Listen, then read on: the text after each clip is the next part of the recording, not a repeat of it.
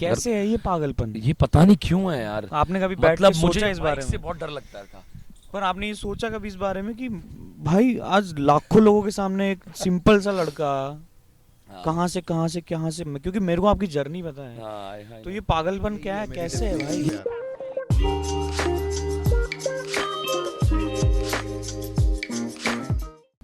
तो welcome everyone. और आज जो है हमारे साथ जो गेस्ट हैं, गेस्ट तो क्या मतलब हमारे भाई, हमारे जिनसे हमने बहुत कुछ सीखा है। और नीरज भाई welcome. Thank you Abhishek, thank you. और आप यहाँ आके मेरे साथ बात कर रहे हो, it's an honour for me कि आप यहाँ आए।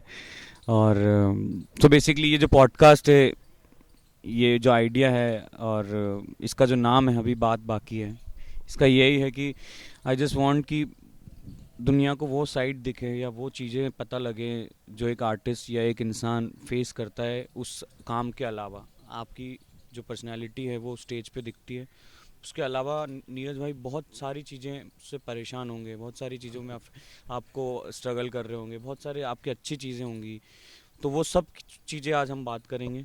और मेरे को बस ये चीज़ कहनी है अभिषेक कि आपने जो ये इनिशिएटिव लिया ना यार, तुमने ये बहुत अच्छा इनिशिएटिव है, क्योंकि सच में इतने सारे इंडिपेंडेंट आर्टिस्ट हैं जब वो स्टेज में परफॉर्म करते हैं तो लोग सिर्फ वो स्टेज की चकाचौंध में मग्न हो जाते हैं, यार ये क्या गाते हैं, क्या करते हैं। एक बारी मैं किसी को बता भी रहा था कि यार एक मूवमेंट होता है कि जब आप 4,000, 5,000, 200, 300, 1,00,000 जितना भी ऑडियंस के लिए हम परफॉर्म करते हैं और पूरा खचाखच भरा होता है और आप गाना गा रहे हैं, सब झूम रहे हैं, और सडनली वो परफॉर्मेंस खत्म होता है, आप होटल रूम में अकेले लेटे हुए हो। मतलब आपके सामने इतना सारा भीड़ लोग होते हैं और कुछ मूवमेंट बाद आप होटल रूम में कपड़े चेंज करके बेड पे सोने जा रहे हो और मतलब ऐसा लगता है सपना था वो, आप सपने से जगे हो और ऐसा लगा कुछ है ही नहीं आजू बाजू अब। तो ये भी एक रियलिटी है। तो ये जो बिहाइंड जो लाइफ है एक आर्टिस्ट की, जो दिखती नहीं है इंस्टाग्राम पे, फेसबुक पे, व्हाट्सएप स्टेटस पे और यूट्यूब पे, वो उसके बारे में चर्चा करना, आई थिंक उसके लिए मेरा ऑनर है कि मैं इसमें अभी आया। अरे थैंक यू। और उसके लिए थैंक यू, क्योंकि सब कोई Kabir cafe, Neeraj Arya Kabir cafe, S Kabir cafe हमारी जर्नी जानना चाहते हैं, लेकिन तुमने वो इनिशिएटिव लिया कि नीरज क्या सोचता है, उसके मन में क्या विचार है, उसकी क्या परेशानी है, उसके क्या फीलिंग्स है, ये बहुत ज़रूरी था। और मैं भी चाहता हूँ कि मैं भी बात कर पाऊँ उसके बारे में। तो भाई यहीं से शुरू करते हैं, क्या चीज़ परेशान कर रही है अभी ज़िंदगी में? यहीं से शुरू। बहुत सारी चीज़ें परेशान कर रही है। क्या एक चीज़ ऐसी जो बहुत ऐसा है कि नहीं बता पा रहे किसी को, पर वो परेशान कर रही है अंदर ही अंदर? सबसे पहली चीज़ बोलो, पता क्या परेशान कर रही है? मेरे माँ बाप चाह रहे हैं मेरी शादी हो जाए।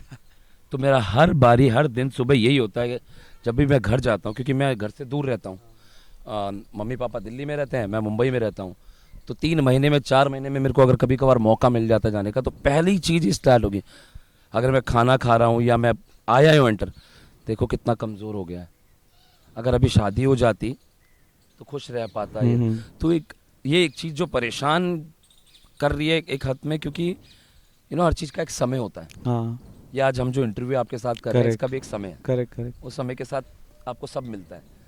मैंने कभी नहीं सोचा था कि मैं ऐसे इंटरव्यू दूंगा तुम्हारे साथ बैठ के, क्योंकि हम तो म्यूजिशियन लोग हैं। मुझे नहीं, अभिषेक बहुत अच्छा गाते हैं, तो युग्म बैड है जो परफॉर्मेंस इतनी जगह जगह परफॉर्मेंस करता है, और अभिषेक इस तरह का एक थॉट लेके आएगा कि यार दूसरे के बारे में जान, तो ये भी मिला मेरे को। तो मेरे को अभी एक चीज़ यही परेशान कर रही है यार कि शादी क्या इतना इम्पोर्टेंट चीज़ है क्या? मतलब आई नो कि एक फेरे होते हैं, इसमें आप एक बंधन में बन जाते हैं, बट मेरे को लगता है 2 रिलेशनशिप अगर मिल रहे हैं, उसके लिए इन सब मतलब ख्याल मिल जाए यार, बस हम एक दूसरे से जुड़ जाएं अंदर से। करेक्ट। तो मेरे को भी ये चीज़ परेशान, मतलब इरिटेट भी करती है कभी कभार यार। मतलब मेरी शादी नहीं हो रही है, इसके लिए मेरे फूफा को, मेरे बुआ को, मेरी ताई को और जो भी रिलेटिव्स हैं सराउंडिंग में, उनको बड़ा प्रॉब्लम होता है, और वो प्रॉब्लम मेरे माँ बाप पे आता है, और वो माँ बाप से मेरे पास डायरेक्ट थ्रू आता है। तो माँ बाप के बारे में एंड में तो शादी मैंने करनी है। अब ऐसा तो नहीं है कि शादी करने के बाद, शादी का जब माहौल को आप रिस्पॉन्सिबिलिटी में आ रहे हो, उसका खर्चा कोई और देगा। सही बात, वो भी तो मुझे उठाना है कि घर में क्या होना चाहिए, या मेरी होने वाली जो धर्मपत्नी होगी उनको उठाना पड़ेगा, भाई कैसे चलाना है। तो भाई फाइनेंशियल भी होती है, सही बात है। पापी पेट का भी सवाल है। हाँ। सो माँ बाप के बारे में बात हमने की, तो कैसा था बचपन, थोड़ा बताओ। स्कूल टाइम, एकदम इनिशियल टाइम, कैसा था इंसान आप, यार नीरज भाई कैसे थे? अभिषेक, मैं जब बचपन तो यार मेरा मतलब कई बारी हसीन भी लगता है, कई बारी शायद कुछ चीज़ें थी मैं और सोच सकता था, कर सकता था। म्यूजिक के इंट्रोड्यूस होने से पहले की पहले की जिंदगी। जिंदगी, हाँ। तो हम लोग बहुत मध्यम परिवार से आते हैं, लोअर मिडिल क्लास जिसको बोलेंगे। थोड़ा और सा पास में रखना। हम लोग जो है बहुत ही लोअर मिडिल क्लास फैमिली हाँ। से आते हैं। और मेरे माता पिता उत्तराखंड से हैं, मैं भी उत्तराखंड से हूँ, अल्मोड़ा से। और उन्होंने मतलब जब आप गांव में रहते हैं तो आप परिवार बड़े होते हैं, सबको संभालना, क्योंकि सब लोग साथ रहते हैं। तो उसके लिए मेरे माता पिता को दिल्ली आना पड़ा, और मेरी पैदाइश दिल्ली की है। और बचपन, कुछ अगर यादें हो हाँ, कि बचपन लगाओ कि यार कैसे जिंदगी चलेगी, कुछ ऐसा? बचपन ना मेरे को मतलब बहुत सारी चीज़, बचपन मेरे को एक जो पसंद था इसलिए था अपना, और जो यादें हैं जहाँ पे मेरे पिताजी जो हैं, जो इनको मैं अपना सब कुछ मानता हूँ। हाँ, क्या नाम है उनका? नाम? उनका नाम है किशन। अच्छा, मम्मी का क्या नाम है? गंगा। अरे वाह, बड़े पवित्र नाम है दोनों। और मेरी पैदाइशी दिल्ली की है। तो मेरे को जो यादें हैं ना बचपन की, वो जुड़ी है अभिषेक, कि हमारा बहुत बड़ा परिवार साथ में रहता था। मतलब 17-18 लोग अच्छा, एक रूम के अंदर सब साथ में रह रहे हैं। Can you imagine? और जिसमें 3 परिवार चल रहे हैं साथ में। और गांव से भी मेरे बुआ के या मेरी मासी के या मामा के बच्चे लोग आके हमारे साथ रहते थे। तो एक बहुत बड़ा परिवार था, लेकिन ना टेंशन बहुत कम थी। सच बताऊं, छोटी जगह पे आप बचपन में ना आपको कुछ ख्यालात नहीं होता कि यार आगे क्या होगा, यार मेरे को नहीं पता ना। तो बहुत लाइफ बहुत खूबसूरत थी उस समय की, क्योंकि हम कोई चीज़ की परवाह ही नहीं है ना। हम खेलने, मतलब बाहर पार्क में खेलना हमारे लिए सबसे बड़ा अचीवमेंट होता था कि अभी हमको संडे कब होगा, हम लोग क्रिकेट में जीत गए तो वो तो ऐसा लगता था कि आज तो कुछ नया हो गया। तो बहुत खूबसूरत पल थे वो। लेकिन जैसे जैसे आप बड़े होते जाते हो, दूरियां भी बढ़ती जाती हैं। और दूरियां काम को लेकर भी होती है। किसी को काम करना है, किसी को अपनी जॉब, एक करियर डिसाइड हो जाता है। जैसे मैं पिछले 10 साल से अपने माँ बाप से दूर रह रहा हूँ, गाना गाता हूँ। और कभी ऐसा भी हुआ कि 1 साल में मैं लास्ट जो दिवाली हमने साथ में बिताई, तो हम लोग डिस्कस कर रहे थे कि 5 साल बाद मैंने दिवाली अपने घर में बनाई अपने परिवार के साथ। तो बचपन की यादें जो हैं यार बहुत मतलब बहुत जुड़ी हुई हैं, क्योंकि हम सब साथ रहते थे, किसी चीज़ की परवाह नहीं थी, कोई मटीरियलिस्टिक चीज़ों एम्बिशियस नहीं थे, जो मिल रहा है वो खा रहे हैं। आई रिमेंबर कि हमारे घर में जब कई लोग मुझसे पूछते हैं कि यार तुम्हें, मैं गाढ़ी दाल होती ना, हाँ। मेरे को नहीं पसंद आती, क्योंकि बचपन में मुझे याद है कि जब हमारे घर में दाल बनती थी ना, वो एक बड़े पतीले में बनती थी। 17-18 लोगों के लिए दाल बनानी है, तो दाल ऐसा होता था ये पानी की तरह सूप जैसा होता था। तो आज भी मैं गाढ़ी दाल पीता हूँ ना, तो मेरे यार मज़ा नहीं आया है। तो वो एक बचपन की यादें हैं कि उसने पिरोया है हमको कि। और मैं अपने मम्मी पापा को थैंक्स बोलता हूँ, अपनी बहनों को थैंक्स बोलता हूँ, मेरे चाचा चाची को थैंक्स बोलता हूँ कि उन्होंने हमें लाइफ को कितने मिनिमम और एडजस्ट करके चलना उन्होंने सिखाया। तो आप फैमिली में सबसे ज़्यादा क्लोज किसके हो? मेरी माँ का। माँ का कैसी है वो, बताओ उनके बारे में। यार मेरी मम्मी बहुत प्यारी है, सबकी माँ प्यारी होती हाँ, है। तुम्हारी माँ भी प्यारी होगी। और मेरी माँ के लिए मैं इसलिए प्यारा बोलूँगा, मेरी माँ बहुत स्ट्रांग वुमन है। मुझे याद है मैं 11वें महीने में पैदा हुआ हूँ। मतलब आप सोचो, 11.5 महीने में मैं पैदा हुआ हूँ। मेरा वजन कुछ था 3.25 किलो का। और काफ़ी बच्चे हुए मम्मी के, मैं उनमें से एक, मैं लास्ट में हुआ, सबसे छोटा हूँ घर में। और जब मैं हो रहा था तो एक डॉक्टर ने बोला था कि या तो माँ को रख पाएंगे या बेटे को रख पाएंगे। और मेरे पिताजी के लिए इम्पोर्टेंट समझ, मतलब ही ऑल्सो लव, बच्चे पसंद है अपने, हर किसी को अपना बच्चा पसंद होगा ना। तो उनके लिए एक डिसीजन था जिसमें उन्होंने साइन भी किया था कि हाँ इनको बचाएं, क्योंकि मेरी बहनें भी थी जिनको संभालना है। बट फॉर देम और फॉर मी, मैं तो थैंक्स बोलूँगा कि मुझे जन्म मिल गया। और मेरे माँ बाप लोगों के लिए मैं एक ब्लेसिंग की तरह आया ना 4 बहन में 1 भाई। तो मैं होना था या ना होना था उसका तो अलग था। नीरज नाम किसने रखा था? नीरज नाम यार माँ नहीं रखा। कुछ पता? अच्छा, तो पापा घर पे कुछ मम्मी। और नाम से बुलाते हैं हाँ घर पे मेरे को निकलू बोलते हैं, नीरू बोलते हैं, आपकी नी बोलते हैं। ये वाली स्टोरी ना मेरे को मैं समझ पा रहा हूँ कि हम कितना ज़्यादा रिलेट कर पा रहा हूँ। मेरी एक छोटी सी बात बताता हूँ कि मैं जब पैदा होने वाला था, मैं सबसे छोटा हूँ घर में, मैं भी। ओ तो मेरे से बड़ी है 1 साल की मेरी बहन। तो जब मैं मम्मी के पेट में था तो बहन 1 ही साल की थी। तो उस टाइम पे फैमिली के पास फाइनेंशियली इतना अच्छा नहीं थे, तो मम्मी ऑलमोस्ट हॉस्पिटल चली गई थी, बेड पे लेट गई थी, अबॉर्शन कराने वाली थी। अरे यार मैं आने भी नहीं वाला था इस ज़िंदगी में। मेरी क्योंकि ऐसा नहीं था कि वो उनको प्यार नहीं था, ये नहीं था उस टाइम पे, हालत नहीं थी हैंडल करने की 3-3 बच्चों की। यार समझना पड़ता है माँ बाप का ना। अबॉर्शन कराने चली गई थी वो, डॉक्टर ने बेहोशी का इंजेक्शन भी लगा दिया था। मेरी दादी भाग के गई हॉस्पिटल अरे अरे कि क्या पागल हो गए क्या तुम, मैं नहीं जाने दूंगी, मैं पाल लूंगी इसको। हाँ और मतलब मेरे को लगता है कि साला हमारा तो स्ट्रगल वहां से चालू हो गया है भाई, कि आना है कि नहीं आना है। अभी तो यही बात पे स्ट्रगल हो गया कि आए कि नहीं धरती पे, कि इनको भेजना है कि इनको नहीं भेजना Oh God. नहीं यार इसलिए ना माँ बाप बहुत बहुत इम्पोर्टेंट है लाइफ में। मैं कहता हूँ कि जिन्होंने हमें जन्म तो दिया है, जन्म के साथ साथ एक परवरिश करना होता है ना, वो भी एक अपने आप में बहुत बड़ा काम है कि बच्चों को किस तरह की परवरिश देनी चाहिए, उनको पालना चाहिए। और मेरे लिए तो बड़ी, इसलिए मेरा जो प्यार है मेरी माँ के लिए बहुत ज़्यादा है। मैं अपने पिताजी से भी प्यार करता हूँ, अपने सबसे प्यार करता हूँ, बट यार एक माँ के साथ मेरा पता नहीं क्यों इतना लगाव है। मैं अपनी, और you will not believe when I go home, तो मम्मी की ना तबीयत, कमर का इशू है उनको। तो जब मेरी बहन बोलती है चुपके से मेरे को कि तू आ जाएगा ना, तो मम्मी की तबीयत ठीक हो जाती है। और लिटरली होता है कि मम्मी बैठी रहती हैं परेशान दर्द से। जैसे ही मैं दिल्ली जाता हूँ, घर पहुंचना, you will not believe Abhishek, my mother every morning आलू पराठा, गोभी पराठा, सब्जी, रोटी। अब मुझे रात की बासी रोटी बहुत पसंद है, तो रात को बासी रोटी रखती हैं और दाल बना के रखती है। मेरे को नाश्ते में वो बहुत पसंद है, और सिलबट्टे में चटनी बनती है। ये 3 मेरा मेन फूड है, दाल और रात की बासी रोटी पे वो सुबह घी लगाती हैं, और सिलबट्टे पे हुई हुई चटनी लहसुन टमाटर की, हरी मिर्च की। तो वो एवरी डे जो process of feeding your child ना, उनका ऐसा बढ़ता रहता है। मुझे लगता है कई बार आपकी बीमारी ना, इमोशंस आपकी बीमारी को ख़त्म कर देते हैं। सो मेरी माँ से मेरा प्यार इतना ज़्यादा है कि जब तुम हमारे घर आओगे तुम्हें दिख जाएगा।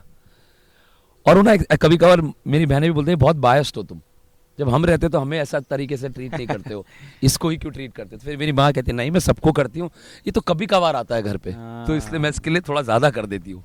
तो जब घर छोड़ दिया आपने, तो कितना, आपको क्या लगता है कितना डिफरेंस आया रिश्तों में? किस तरीके से आप पूछना चाह रहे हो? मतलब कि जैसे घर वालों के जब साथ में थे, हाँ, तो आप पॉजिटिव वाला कि नेगेटिव वाला? कोई भी, जैसे कुछ भी आपको लगता है कि 2 चीजें हुई। कम्युनिकेशन गैप आया है क्या, कि आप पहले जितना ओपनली अपनी बहनों से, मम्मी पापा से शेयर करते थे, अब जब घर छोड़ के आ गए तो अब एक अलग दुनिया में घूमते हो, हाँ, तो फिर भी क्या उतना कनेक्टिविटी आज भी है कि आप सब कुछ घर वालों से? हाँ यार क्या होता है ना अभिषेक, जब तुम परफॉर्म करके जब तुम आते होंगे, हम आते होंगे, अभी तुमने भी अपना घर छोड़ के प्रतापगढ़ से हो आप, और आप जयपुर में रह रहे हो, मम्मी पापा अलग हैं, बहन अलग है, और मैं भी दिल्ली छोड़ के बॉम्बे में अकेला रह रहा हूँ। तो जब आप शो खत्म करके घर आते हो ना, कोई होना चाहिए जिसको आप कुछ बता पाओ, यू नो, कि मैं, आप जब घर आ रहे हो आपको कोई होना चाहिए कि मैं अपनी कहानी बताऊँ, आज का शो ऐसा हुआ था, आज का शो ऐसा हुआ था। तो मेरा ये सिर्फ फ़ोन पे होता है जो मैं मिस करता हूँ, यू नो, कभी शो करके आऊँ तो एक ये प्रॉब्लम जो हो रही है ना, कि मैं अपनी कहानी नहीं बता पा रहा हूँ अपने घर वालों को। आज तुम्हारे थ्रू मैं जो भी बोलना चाहूँगा, मेरी मम्मी अगर देखेंगे, मेरे पापा अगर देखेंगे, मेरी बहनें देखेंगी, मेरे चाचा चाची देखेंगे, मेरे भाई देखेंगे, तो वो लोग मेरी ये साइड भी देख पाएंगे जो तुम मेरे से इतने वो क्वेश्चन जानना चाह रहे हो, जो शायद बहुत किसी ने पूछा भी नहीं है, कभी जिक्र नहीं हुआ इसका। तो एक है, और दूसरा ये हुआ कि हम जब दूर हो गया मैं उधर से, मेरा प्यार एक और स्ट्रांग हो गया फैमिली की तरफ, और उनका भी मेरी तरफ। कभी कभार कभी कभार जो दूरियां हैं वो बहुत स्ट्रांग लव क्रिएट कर देती हैं, बॉन्ड बना देती हैं। आपको उस रिश्ते की वैल्यू समझ आ जाती है। हाँ, कि सुबह उठते हो तो नाश्ता आपके मुंह के आगे आ जाता था। वो एक वो भी वैल्यू है, और एक है इमोशनल वैल्यू। जब मैं मुझे जब घर पे आप रहते हो तो अगर परेशान होके भी आए हो, लेकिन आपको पता है घर में सब लोग आपके आजू बाजू है, तो आप अकेले नहीं हो। कब लास्ट कब रोए थे आप, दिल से भर के कब रोए थे? मैं दिल से भर के कब रोया था यार, मुझे याद नहीं है, बट मैं रोता हूँ यार। मतलब ऐसे अकेले में बैठ के में या लोगों के बीच में रो देता हूँ कोई ऐसे आप, मतलब मेरी जिंदगी में कुछ 3-4 लोग ऐसे हैं हाँ। जिन पे मैं पूरा भड़ास निकालता हूँ, मतलब मैं रो देता हूँ उनके सामने खुल खुल के। हैं ऐसे लोग जिंदगी में? कोई दोस्त हो, कोई आपके गुरु हो, कोई भी हो सकता है। ऐसा कोई पर्टिकुलर इंसान नहीं है मेरे लिए, क्योंकि मेरा प्यार तो सबके लिए एक जैसा ही है। मैं कल ही का एक शो हुआ हमारा, हाँ तो मत कर माया गाना हमने ख़त्म किया, और सडनली ऑडियंस से एक बच्चे ने फरमाइश की कि मैं भी गाना चाहता हूँ। अरे वो मैजिकल था बहुत। तो जब वो लोग स्टेज पे आए तो वो एक अपने आप में एक आंसू आ गए थे कि मतलब यार ये आप जो काम कर रहे हो, वो तो पैसा तो हर कोई कमा लेगा, फॉलोवर्स हर कोई कमा लेगा, लेकिन जो रियलिटी में आपको एक इस तरह की मैजिकल चीज़ मिल जाए कि उस छोटा सा 6-7 साल का लड़का आके पूरा मत कर माया का गाना गाना चालू किया, और उसके साथ साथ 10-12 बच्चे और इकट्ठे हो गए, तो वो हाँ, तो वहाँ पे थोड़ा सा एक फील हो जाता, एक इतना अंदर एक कुछ हुआ। बट ऐसा पर्टिकुलर कोई नहीं है मेरे लिए, एक मूवमेंट है, कोई भी मूवमेंट आपको रुला सकता है। अभी शायद इंटरव्यू करते हुए मैं शायद रो जाऊं अगर कुछ ऐसी बात निकल गई, तो मेरा कोई प्लान्ड रोना नहीं होता है कि मैं इसके पास जाके अपनी भड़ास, मतलब मैं इसके पास रोऊंगा जाके कि इसको अपनी, मेरे को अगर मैं फैन के आगे भी रो जाता हूँ, मैं तुम्हारे आगे भी रो जाऊंगा। मैं कई इंटरव्यूज में मैं रोया भी हूँ, जब हम मेरे परिवार, जो मेरा एक और परिवार है कबीर कैफे की जब बात होती है, उन सबके स्ट्रगल और हमारा जो स्ट्रगल रहा है उसकी जब ऊपर बात होती है, तो कई बार रोना आ जाता है कि यार सच में क्या माहौल था वो, क्या क्या चीज़ें आपने देखी, छोटी छोटी चीज़ें आपने देखी जहाँ पे इतनी सारी प्रॉब्लमें थी, लेकिन एक बॉन्ड था सबका मिलके कि उसने जोड़ दिया। तो आई थिंक रोना भी बहुत इंपॉर्टेंट है, मैं ये चाहता, मतलब मैंने जिंदगी में यही चीज़ सीखा है कि वल्नरेबिलिटी जो है वो कितना ज़रूरी है हमारे लिए। मतलब आप समझो कि ये बात कहना, आप जो ये बात बोल रहे हो कितना ज़रूरी है, आपके कनेक्शन कितने खूबसूरत बनते हैं ये सब चीज़ें। मैं ये बात इसलिए पूछी because I know you as a person, मैं पर्सनल लेवल पे मैं आपको जानता हूँ, और मैं भी ये भी जानता हूँ कि ये सब चीज़ें बात कोई सुन के ना कहीं एक इंसान ऐसा होगा, मैं कह रहा हूँ कि दुनिया नहीं हो बदलनी है, कोई एक इंसान ऐसा होगा कि ये हमारी बातें सुन के उसको लगेगा कि ठीक है यार जिंदगी कितनी खूबसूरत है, ये बंदा बैठ के बोल रहा पा रहा है इतना खुल के, तो रिलेट कर पा रहा होगा। हाँ, क्योंकि कहीं ना कहीं हर इंसान वो करना चाहता है जो उसके मन को, जो उसके दिल को लगे कि मुझे ये करना है। और वो किसी भी तरह का वर्क हो सकता है, चाहे वो गाना गाना हो, चाहे वो डांस करना हो, चाहे वो खाना पकाना हो, चाहे वो एक इंजीनियर बनना हो, चाहे वो एक्टर बनना हो। तो हम वो कर रहे हैं जो हमारा मन कह रहा है। हाँ। और मैं उसमें मेरे माँ बाप का सहयोग बहुत दूंगा। मुझे पता है कि तुम्हारे माता पिता ने भी तुम्हें बहुत सपोर्ट किया, उनके बिना आप हम नहीं कर पाते, क्योंकि अगर आपके माता पिता आपको कह दे कि आप ये करिए, तो एक बहुत बड़ा सपोर्ट होता है वो। हाँ। तो कहीं ना कहीं जो भी लोग ये देख रहे होंगे शायद रिलेट कर पाएंगे कि हाँ, अच्छा सा दाल रोटी खा लेते हैं, रात को नींद अच्छी आ जाती है। मतलब क्या कमी लगती है आपके अंदर, अपने अंदर सबसे आपको लगता है कि ये एक चीज़ है जो मैं सही नहीं कर पाया अभी तक? एक चीज़ नहीं है, बहुत सारी चीज़ें हैं यार। कोई एक ऐसा बेसिक, कोई ऐसा लगता है कि यहाँ पे मेरा बहुत स्ट्रगल है इस चीज़ को लेके अपनी पर्सनल लाइफ में? आपको यार मैं रिश्ते नहीं निभा पा रहा हूँ, क्योंकि आजकल जो रिश्ते हैं ना वो व्हाट्सएप और फ़ोन कॉल पे बन गया। अब मैं हूँ ओल्ड स्कूल, मुझे मिलना पसंद है, बात करना पसंद है। जैसे तुम्हारा और मेरा रिश्ता खराब हो गया था। नहीं, वहाँ नहीं जाएंगे हम, वो हमारी पर्सनल है, मैं नहीं चाहता वो दुनिया को पता लगे। लोगों ने हमारे रिश्ते को थोड़ा अलग भाव कर दिया, क्योंकि तो मेरे प्रॉब्लम एक हो गई है कि रिश्ते निभाना बड़ा प्रॉब्लम हो गया। और ऐसा नहीं कि मैं रिश्ते नहीं निभा सकता हूँ, मेरे लिए मिलना बहुत इंपॉर्टेंट है। I know. अब कोई इंसान यहाँ बैठा है, वो ऐसे ही, आई नो, और कोई इंसान कोई दूसरे जगह पे बैठा है, मैं उससे कैसे निभाऊं? तो मेरा एक ही मित्र है जो मेरे स्कूल टाइम से मेरा दोस्त है, हमारी दोस्ती को 18 साल से ऊपर हो गया। क्या नाम है? आतिश गिल। अच्छा। छोटी मैं जिसकी बात करता हूँ, तो वो एक ऐसा इंसान है। और एक और इंसान है सिकंदर करके, मेरा एक दोस्त है, बहुत खास दोस्त है। सिकंदर और आतिश जो मेरे दोस्त हैं, मैं इनसे अगर 3 साल बाद भी मिलूँ ना, कसम से यार मुझे लगता नहीं है कि हम लोग इन 3 साल में मिले नहीं थे। और मुझे ऐसे दोस्ती से बहुत लगाव हो जाता है कि अगर मैं 3 साल भी हमने फ़ोन पे बात नहीं, ऐसा हुआ है कि for 3 years we didn't spoke anything. ना मैंने कोई विश किया, उनके बर्थडे में कुछ किया नहीं किया, उन्होंने ना किया। पर 3 साल बाद जब हम मिले ना, यू नॉट बिलीव कि वो आपका बॉडी आपका हक करना, अब साथ में बैठ के बातें करना, वो बता देगा कि यार ये लोग बहुत एवरीडे वाले लोग हैं। तो मेरा एक ही चीज़ है जो मेरे को कमी, एक चीज़ ये है और बहुत सारी चीज़ें, बट ये एक है कि मैं रिश्ते निभाना सीखना चाहता हूँ। गाना वाना तो गा लेता हूँ, ऑडियंस को रिझा देता हूँ, और रिश्ते कैसे निभाने हैं ना, उसका एक जो है ना, अब ये मैं रिश्ते निभाने की बात कर लो भाई, कितना मैजिकल मोमेंट हो गया है वो आगे चल। I love you baby. So आपने दोस्ती की बात करी। आपको भी बताया कि हमारी जिंदगी में दोस्ती कितनी जरूरी है ना, दोस्त बनाना कितनी जरूरी है, स्पेशली पीपल लाइक अस जो घर छोड़ के बाहर। हमारा तो जिंदगी दोस्तों पे डिपेंडेंट है। एब्सोल्युटली। तो आपकी जो एक ज़िंदगी है जहाँ आप म्यूज़िक है, आपका बैंड है कबीर कैफ़े जो है, सब लोग आप इतने कनेक्टेड हो एक दूसरे से, पर एक्सट्रीम जो है वो हर एक चीज़ का बुरा होता है। आप हमेशा ये बात बोलते हो कि कोई भी चीज़ एक्सेस जो है वो बुरा है, चाहे वो प्यार हो नफरत हो। तो म्यूज़िक जो है वो हर टाइम नहीं झेल सकते आप, म्यूज़िक नहीं झेल सकते। तो जब आप दोस्तों के साथ बैठते हो, आप इनका जिनका दोस्त बताया, तो उनके बीच में आप बैठ के म्यूजिक के बारे में बात करते हो, ये आर्ट के बारे में क्या डिस्कशन होता है? हमारी डिस्कशन होती है कि बचपन में हम कैसे थे। अच्छा। हम लोग, मैं और आतिश का तो ऐसी कहानी थी कि हम लोग पालिका बाजार एक जगह, हाँ आई नो, तो हम बड़े शौकीन थे उस समय। MP3 CD लॉन्च होता, CD प्लेयर, हाँ, जिसमें एक MP3 आती है, 150 गाने मिलते थे। तो हम दोनों ऐसे पैसा इकट्ठा करके 30 रुपए का 25 रुपए का वो CD आता था, और बस में स्टाफ चला के जाते थे।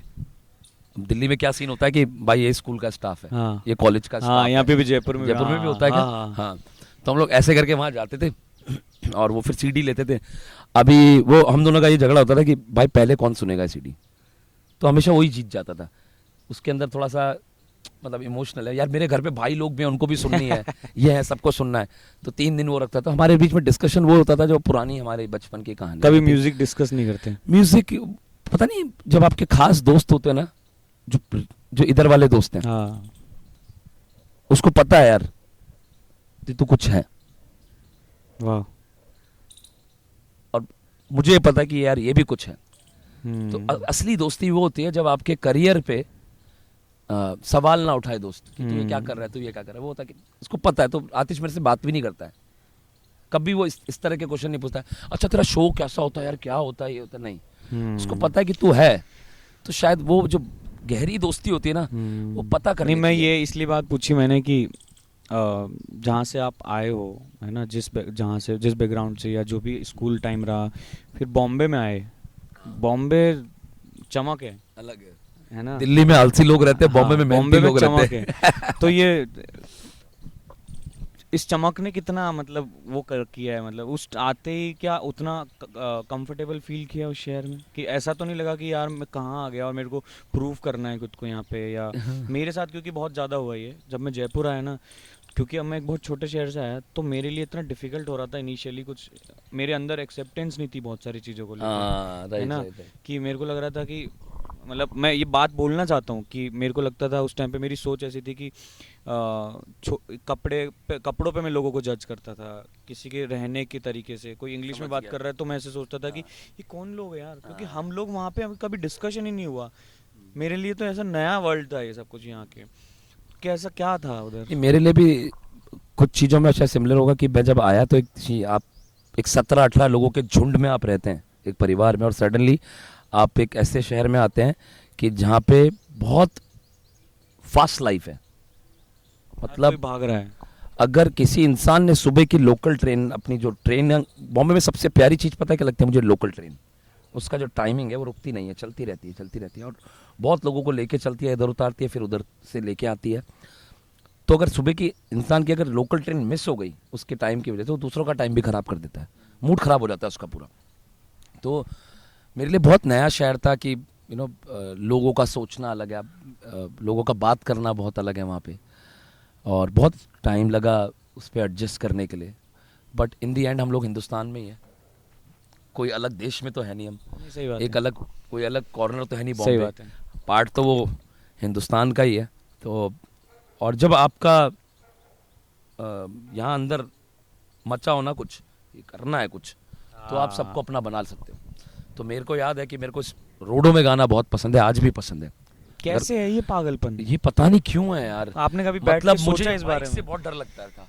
पर आपने ये सोचा कभी इस बारे में कि भाई आज लाखों लोगों के सामने एक सिंपल सा लड़का कहाँ से क्योंकि मेरे को आपकी जर्नी पता है, तो ये पागलपन क्या है, कैसे है भाई? ये पता नहीं, मतलब आई स्टिल रिमेम्बर हम लोग ने जब पहली बार बात कर रहे थे कि आपने बताया कि मेरे स्ट्रगल के दिन में आपने स्टेशन पे भी सोए हो आप, मैं फिर सोया भी हूँ। करना है कि कुछ नहीं है, जेब में कुछ नहीं है, पैसा नहीं है, कोई सपोर्ट नहीं है, करना है। ये कैसे आ जाता है पागलपन? ये पता नहीं, आई थिंक पता नहीं, म्यूजिक हर किसी का अपना अपना पैशन है। मेरा ये पैशन है, मेरे को गाना गाना आता भी नहीं, ना मैंने सीखा है किसी से, ऐसा नहीं कोई ट्रेनिंग ली है।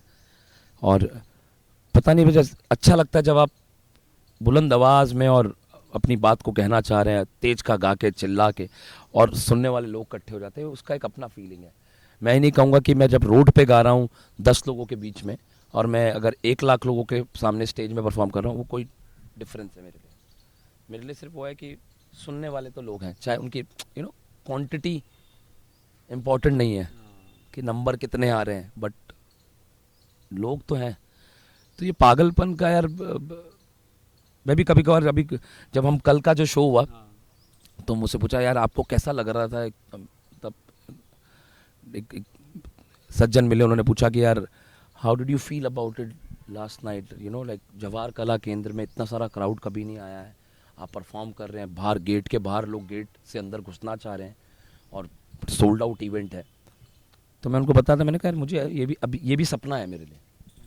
आई think I am living my life, हर दिन हम मेरा जी रहे हैं, मेरे को हर लग रहा है, दिन जी रहे हाँ, हैं। मुझे ऐसा लग रहा है कि मेरी जिंदगी एक सपना है। सही बात है। और ये सपना कब टूटेगा मुझे नहीं पता है। सही बात है। बट ये मैं I am so thankful to our fans, to our family, to जिसको Of जो भी course. नाम देना है, भगवान, अल्लाह, कुछ भी अगर हम नाम दे के, उनका थैंकफुल हो कि मैं I am an artist, so I am able to experience all these things around me, ये कि आप, और आई थिंक यही एक लोगों की वजह से वो पागलपन क्रिएट होता है, समझ रहे, कलाकार के लिए। अगर आप एक स्टेज में परफॉर्म कर रहे हैं और कोई है नहीं, एक तो होता है कि आप अपने लिए गा रहे हैं, आप मगन हो गए हैं, वो भी एक टाइम आता है, वो तो हम करते ही रहते हैं रूम के अंदर बैठ के, अकेले अपने रूम में अपने लिए गाने गाते हैं। आजकल तो इंस्टाग्राम हो गया, तो लाइव चालू करके लोगों के लिए गा लो। तो वो एक पागलपन जो क्रिएट होता है, वो लोगों में, हाँ, लोगों की वजह से होता है वो, कि लोग तुम्हारे पैशन को कितना सपोर्ट कर रहे हैं कि यार ये बंदे में कुछ बात है। और शुरुआत मैंने बोला कि बचपन की दोस्ती से होती है, जो तुमने कहा दोस्त बहुत इंपॉर्टेंट है। मुझे लगता है कि माँ बाप भी इंपॉर्टेंट है, बट जिंदगी के रास्ते में कहीं ना कहीं दोस्त का बहुत बड़ा रोल है। आपको पहाड़ तक पहुंचाने में, ऊंचाइयों तक पहुंचाने में, आपको गिराने में भी, दोनों साइड होती हैं उनकी। तो ये पागलपन लोगों से क्रिएट होता है। मतलब मैं इसको क्रिएट नहीं करने की कोशिश नहीं करता, प्लान नहीं करता कि हाँ आज मुझे ऐसे करना है, ऐसे करना है, बट ये क्रिएट होता है because of people, they support you, what you are doing, what you love, कि आपको ये पसंद है करना। करेक्ट। और 4 लोगों ने बोला तू बहुत सही कर रहा है, अच्छा कर रहा है, आप बहुत अच्छा कर रहे हो, तो एक ऐसी ताकत, पेट्रोल भर जाता है एकदम, टंकी फुल होती है। फिर आप रोकने के वाले कोई नहीं होते आपको, आप बस एक डायरेक्शन मिल गया, आप उस पर चलते रहते हो। क्योंकि बहुत मुश्किल है कि एक चीज को पकड़ के रखना कि मुझे यही करना है। अगर मुझे संगीत करना है, अभी संगीत करने वाले एक्टर भी बन जाएंगे, इन्फ्लुएंसर भी बन जाएंगे, मैं गलत नहीं कह रहा, बट एक चीज को पकड़ के रखना, अपने क्राफ्ट को पकड़ के रखना, उस पर विश्वास रखना। क्या खूबसूरत बातें हुई है और कितना मज़ा आया डिस्कस करने में। ठीक है, आप बॉम्बे आ गए, और कबीर बॉम्बे आने से पहले ही आपकी ज़िंदगी में आ चुके थे, हैं। और मतलब मेरे को एक जो चीज़ बहुत खूबसूरत लगती है बैंड के बारे में ना, कि सिर्फ म्यूज़िक नहीं करते, चेंज की बात है, चेंज लाना है, तो वो आँख जो है कि बदलाव लाना है, तो वो साथ साथ थी एक म्यूजिशियन बनने के साथ, ये भी था कि मेरे को मेरे काम से बदलाव लाना है हमेशा से, कहीं ना कहीं था। But when you are young ना, आपको गिटार दिखा ना, तो आप पागल हो जाते हो कि हमें भी ये सीखना है, और गिटार एक ऐसा इंस्ट्रूमेंट है, इतने सारे इंस्ट्रूमेंट रहते हैं। कहाँ पहली बार कहाँ देखा? मेरा मंजिल संस्था जहाँ से मैं हूँ, 2005 में मैंने एक संस्था है मंजिल जो खान मार्केट में थी, जहाँ पे सब बच्चे आफ्टर स्कूल आते थे और जो जो उनको अच्छा लगता है वो करते थे। द बेस्ट पार्ट अबाउट मंजिल, the student become the teacher. आप सीखो और आप सिखाओ, ये उनका वहाँ से शुरू हुआ है। वहाँ से शुरुआत हुई। रवि गुलाटी मेरे मेंटोर हैं, बड़े भाई हैं, जिनका बहुत बड़ा रोल है मेरी लाइफ में कि नीरज तू ये भी कर सकता है, नीरज तू ये भी कर सकता है, सब चीज़ पॉसिबल है। कई बार क्या होता है कि आपको बचपन में ये होता है कि तू ये नहीं कर सकता है, जब आपको बोलते तू ये नहीं कर सकता है तो बड़ा हो जाता है। जैसे तुमने कहा ना तू कर लेगा, तो वो जो तू कर लेगा वाला जो हिसाब था वो मंजिल से मिला। तो मंजिल जब मैं आया तो मैं म्यूज़िक करने लग गया था, लेकिन कभी ये नहीं सोचा था कि मैं कबीर में इतना डेप्थ में घुस जाऊंगा। तो मंजिल की बदौलत है, रवि भैया के एक इंसान है, एक फिलॉसफी है उनकी भी, और उनके साथ बैठ के और उन्होंने जब इंट्रोड्यूस कराया मेरे को हद अनद जो मूवी है उससे, जो शबनम दीदी ने बनाई है, तो मैं वो जब देखा तो कहीं ना कहीं उस मूवी के अंदर पता लगा कि कबीर तो है, लेकिन कबीर कहना क्या चाह रहा है, उसको जो एक्सप्लेन किया गया उस मूवी के अंदर, वो कहीं ना कहीं चोट लग गई। यू नो कि, और उसमें ये नहीं था कि लोगों को समझाने वाली चोट लगी, मुझे मेरी लाइफ का मकसद मिल गया कि भाई मैं कौन हूं, मैं क्यों आया हूं, मेरा मकसद क्या है, मुझे कैसे जीना है, मेरे ओपिनियन, मेरा पैशन क्या है, ये मुझे उधर से मिलना चालू हुआ। और फिर इसको ये सोच के साथ नहीं किया कि अब हमको बदलाव लाना है, सच्ची बता रहा हूँ। मतलब ये था हम करेंगे, मैं कर रहा हूँ और करते गया, लोग अपने आप उसमें जुड़ते गए। कई इतने शोज होते हैं तो ऑडियंस आके बोलते हैं हमारी लाइफ में ये, आपके गाने ने हमारी लाइफ में ये चेंज कर दिया, यू नो। तो आई थिंक वो बदलाव लाने वाले हम कोई, मुझे लगता है मैं तो कुछ नहीं यार, क्योंकि कबीर अपने आप में उसने उसकी जड़ और उसका जो विचारधारा है बहुत पुरानी। आप देखो कि जैसे फोक म्यूजिक है ना, तो वो सालों साल से बना हुआ है, पर आज जो लोग परफॉर्म करते हैं उनकी वजह से जिंदा है वो। यही कबीर का है ना, कि जिंदा किसकी वजह से, वरना वो तो खो जाता कहीं ना कहीं। खैर, तो ये बैंड के बारे में जो है हम पार्ट 2 में डिस्कस करेंगे। अच्छा, पार्ट 2 आएगा, 2 भी कंटिन्यू। इसका मेरे को लास्ट जो सवाल आपसे पूछना है कि इतना सब कुछ पा लिया है जिंदगी में कि अब क्या लग रहा है, और कुछ चाहिए? नहीं यार, मेरे को तो कुछ नहीं चाहिए, और ना मैंने कुछ पाया है। अब मुझे नहीं समझता कि पाना क्या होता है। मैं तो बोला कि मैं एक सपना जी रहा हूँ और मुझे बड़ा मज़ा आता है उस सपने में जीने में, क्योंकि मैं वो कर रहा हूँ, मेरी ज़रूरतें बहुत कम है। अच्छा, ज़रूरतें ये तो आपको, मतलब मैं कैसे भी एडजस्ट कर सकता हूँ। जब मैं बॉम्बे की सड़कों में सोया हूँ यार, आई नो, मतलब when I left my job I didn't have house, and ऐसा नहीं था हाउस नहीं था, सब दोस्त कह रहे थे कि मेरे यहाँ आके रुक ला, मेरे यहाँ के, but I decided to live like that, कि अगर ये जिंदगी के ये क्षण आपने जी लिए तो आप आगे लिव इन द मोमेंट। हाँ, कोई चीज़ रोक नहीं सकती है। तो मुझे याद है 2 नाइट आधा दिन में रोडों पे घुमा था बॉम्बे की सड़कों में, और तो वो भी एक पाना था मेरे लिए, क्योंकि वो कैसे खुद को क्या बोल रहे थे उस टाइम? मैं बोल रहा था कि नहीं, मेरे को नहीं रहना किसी के घर में, क्योंकि मैं जब बॉम्बे आया ना, मैं अपनी जिद से आया। मेरे माँ बाप ने नहीं भेजा कि आप बॉम्बे जाइए, मेरी बहनों ने नहीं भेजा, मेरा तो झगड़ा हुआ। मैं बैग उठाया और सीधा आ गया। गरीब रथ ट्रेन थी, दिल्ली निजामुद्दीन से पकड़ी, बैंड्रा टर्मिनस उतरा। एक दोस्त था स्वामी, उसको मैं स्वामी आया, शाउट आउट टू स्वामी। तो स्वामी मेरे को लेने आया था, वेस्पा नई बाइक आई थी वो टाइम पे 2012 में। तो उसमें लेके हमारा बैग वैग लेके मैं एक पीजी में घुस गया। और जब आप पैशन की आग में होते हो ना, आप कोई भी डिसीजन ले लेते हो, और वो गलत सही दोनों होते हैं, है ना। और मेरे माँ बाप के लिए बहुत समय लगा कि हाँ ये कुछ करेगा। करेक्ट। जब उन्होंने न्यूज़पेपर खोला कुछ 5 साल बाद, तो फ्रंट पेज पे मेरा फोटो था। न्यूज़पेपर पढ़ते हैं तो मेरे लिए बहुत डिफिकल्ट था घर वालों को समझाना कि मैं कर सकता हूँ। कई बार आप ना, अब जो अपनी अंदर की बात है, जैसे आप थैंक यू टू यू कि तुम मेरे अंदर का जो भी झंझोरापन है जो दबा पड़ा हुआ है, वो तुम्हारे थ्रू मैं अपने इंटरव्यू में बता पा रहा हूँ, ये इंटरव्यू में। तो बहुत मुश्किल हो जाता है यार कि कई बार समझाना कि मैं ये कर सकता हूँ, लेकिन इन दी एंड माँ बाप होते हैं, वो तो समझते हैं। तो मैं बहुत ज़िद्दपन से बॉम्बे आया, और जब तो मैंने कहा कि अब मैं वापस, मैंने पूछा भी नहीं माँ बाप को कि भाई नौकरी छोड़ दी है और अभी पैसा नहीं है, रेंट नहीं पे कर पा रहा हूँ, शोज़ नहीं आ पा रहे हैं, नया नया शुरुआत थी ग्रुप की।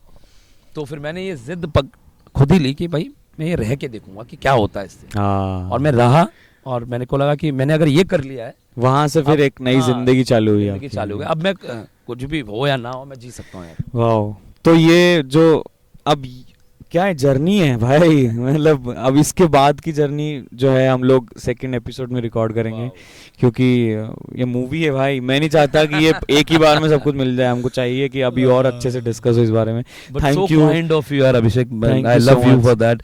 यू नो, ये बहुत अच्छा इनिशिएटिव है। आई थिंक बहुत सारे कलाकार हैं जिनको अपनी कहानी बतानी है और जो किसी से बोल नहीं पाते। And the best part about you make artist comfortable with you. यही है मेरा, यही सीखा है मैंने यार। तो ये बहुत खूबसूरती है तुम्हारी यार। मैं एक छोटी सी मेमोरी शेयर करता हूँ नीरज भाई की, कि मैं पहली बार मैंने नीरज भाई को ब्लू फ्रॉग, आई गेस ना, ब्लू फ्रॉग में परफॉर्म कर रहे थे, और तब तक मैं सोशल मीडिया पे इन हल्की गाड़ी आंखों वाला वीडियो देख के मैं बहुत वो हो गया था।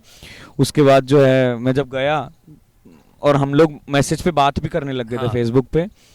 तो जब मैं गया, आई स्टिल रिमेम्बर, ये भाई ये बंदा स्टेज पे जाने से पहले मतलब कैसे पहचान लेगा कोई यार, मैं आप कभी जिंदगी में मिले नहीं है, और then you just came to me, yes you just came to me and अरे आप लोग जयपुर से आए हो अभिषेक? मैं कहा फक, ये तो जान गए।